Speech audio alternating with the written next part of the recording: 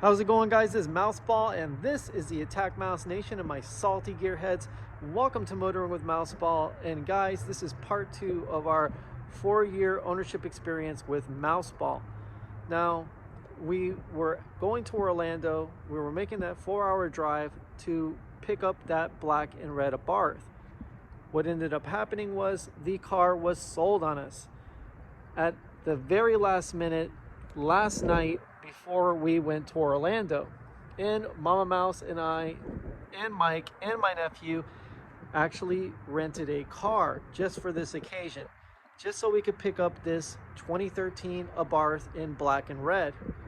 What ended up happening was we sat in the rental going through our phones trying to figure out where another dealership was that had these cars, and it was 4 hours back the other way, adding another hour and a half or two to add insult to injury.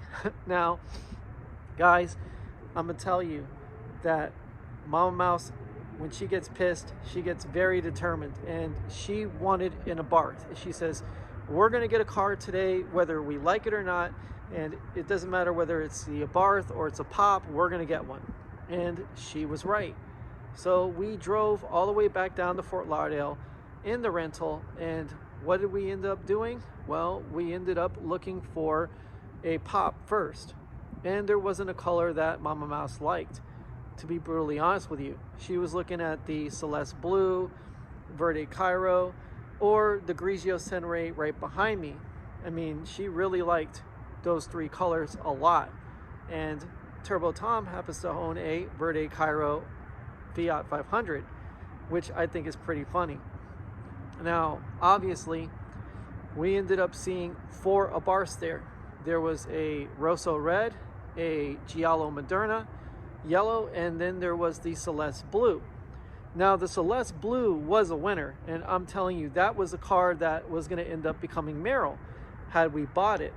And I've always wanted a convertible, and that particular convertible was pretty amazing because the top literally opens down the center, kind of like you're peeling open a can, and that's pretty damn cool. So I figured, hey, you know what? Well, let's get this one. And Mama Mouse looked at the price. It was around $23,000, which wasn't bad, and it's not like I couldn't afford to finance $23,000.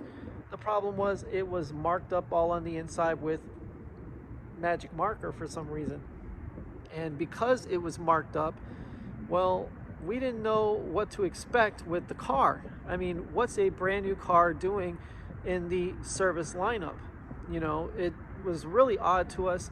So Mom Mouse said, let's go ahead and look around for another 500. Well, we kept on walking the lot. We couldn't find any pops that we liked, and the yellow and the red one were out of the question. So Mouseball happened to be hiding behind a Fiat 500L, a like latte or toffee looking color. It was like a coffee brown. It was the weirdest color I've ever seen. But this little tyke was literally behind that big ass car. And Mama Mouse was like, I love the one that looks like a little mouse. So sure enough, we go to negotiate the price, negotiate the interest, and the price ended up being a-okay. The problem is the interest rate was not, and Mama Mouse doesn't like playing games when it comes down to money.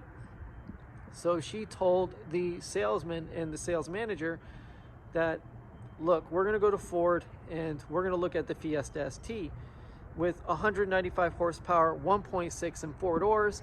It's just a better daily driver, and for the price that you want us to pay for this car, plus not to mention that the interest rate that you're trying to shove down our throat, no thanks. So she gave the table a nice little pound, and my friend Mike, my nephew, I, and Jessica were off to Chick-fil-A for lunch, and then to the Ford dealership in Margate. And I'm telling you right now, we went to Margate first, and we actually went into the dealership, told them we were interested in looking at the Fiesta ST. Well, they had a tungsten gray Fiesta ST in stock, brand new, no miles on it, and they said, would you like to take it for a test drive? We said, of course. And obviously we told them that we were at Rick Case looking at the 500 ABARTH, which he said, oh, it's a nice car, but they go into service a lot because they break a lot. And I knew at that point there was a lot of BS behind that, because the salesman's just trying to sell a car.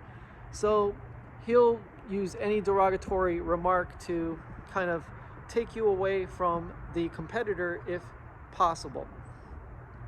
So as we go to that tungsten gray Fiesta ST, guess what? No gasoline in the car. So Mama Mouse was like, I can't believe this. You know, we're having the worst luck ever. And sure enough, you know, my friend Mike agreed, and so did my nephew. And we were distraught because we were like, we're not going to get a car today, because they're not going to let us take home Mouseball for the interest rate we want. And the Fiesta ST, there's no gasoline in it, so even if we wanted to buy it, we'd have to come back on Monday to get it, and that's not going to happen. So we ended up going to Chick-fil-A, and my girlfriend felt like she was going to cry because she really wanted to get a daily driver, so that way we could turn Jasmine into an absolute track animal. Well, we got a phone call, and I gave the phone to Mama Mouse, and it was Rick Case Fiat. And what did Rick Case Fiat say? Well, we'll tell you in the next video. So guys, stay happy, stay healthy, stay wealthy, and remember, when a dealership's trying to shove an interest rate down your throat, don't take it. Take it easy, guys. Mouseball out.